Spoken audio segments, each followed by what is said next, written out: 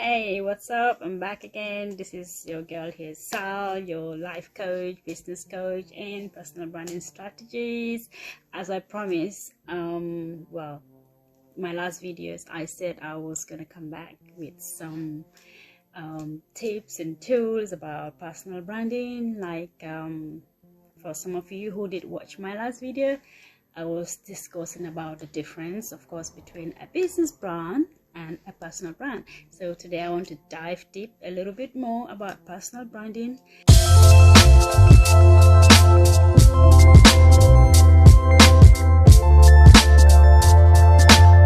And like some of you will think that it's just for those in businesses that have a personal brand, but hey, everybody has a brand, whether you are in business or you're not in business. Depends on how serious you want to develop that brand, basically your identity, but it doesn't have to be an entrepreneur or someone in business. Whether you're in business or not, you have a brand. Think about it this way: if you are not in business, right, think about your reputation, think about your attitude. These two will make you have a big understanding of personal branding. So when you start, if you decide to now jump into business and then you haven't done the right things, it will catch up with you. So I think it will benefit you as well, whether you're in business or not in business. So right, in today's video, I want to discuss some of the few things or few ways that you could really build a strong personal brand aside of the logos and the fancy colors and all that. That's the basic of personal branding. Let's dive deep within, right? Some of the things that will help you build a strong brand, right? One of which, your core value, right?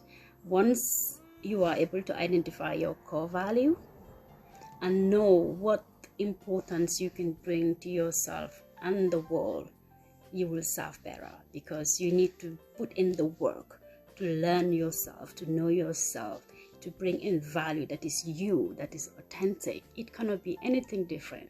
You cannot wake up one day and start asking people, hey, what's popping these days? You know, what's selling these days? Or what is a good business these days? You can't just be asking questions. You need to do the work yourself and be sure, get all the clarity you need so that you are true to your core, so that you can serve better. So please, for you to have a strong brand, you really need to have a firm belief in yourself and what you are doing and the value that you're providing. And the second thing that I want to discuss is your presence.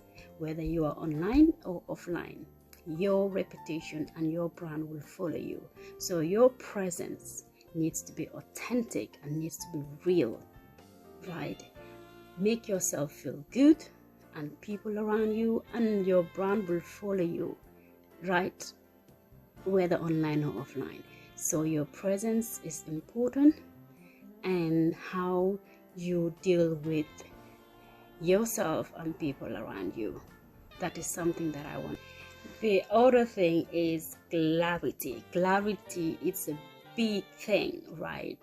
People really get confused. Getting clarity is really a problem. I used to be in that journey, trying to be everywhere, trying to do everything, right? But once you gain clarity on your niche, that is where the beauty is. So make the work, do the work, and find clarity in whatever you are doing, especially in your niche.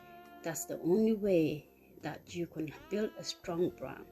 Without clarity, it's gonna be a problem and confusing to yourself and people around you. So getting clarity is as equal and as important, right? The next thing that I want to discuss is about authority, right? Once you have a niche, you have a brand, you're doing the work, you're doing everything right, still sometimes gaining authority is always an issue, because sometimes we're not true to ourselves, right? We do not even believe in the things that we're saying or that we're doing, right? Whether it's online or offline, having that authority, it will help you right? And how do you get that authority? There's a lot of things that you need to do to be in the position of authority and power. You need to know your stuff, you need to learn, you need to research, you need to do everything that it takes, all the trainings. Be the master in your craft, right? Whether online or offline, right? And building a strong brand, right, require a good visibility strategy, right? I mean, if I say strategy, it means that it's a strategy. You cannot be all over the place, right? Just being visible doesn't mean that you're doing the right thing, right? You need to get the right way of doing things, of showing up, right? You need to show up as the expert. You need to show up as the go-to person. You need to show up. I'm talking about you trying to be like everybody else. That's why personal branding is so sometimes difficult to understand, because it's nothing tangible. It's the work that you do within yourself that manifests out, right? It will manifest by default because you have done the work, right? So that's the thing with personal branding.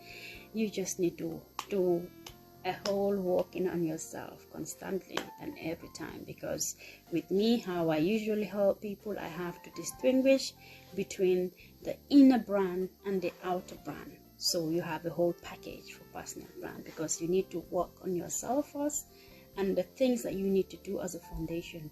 Then you work on the outer brand, like the visibility, the communication, what people see out there.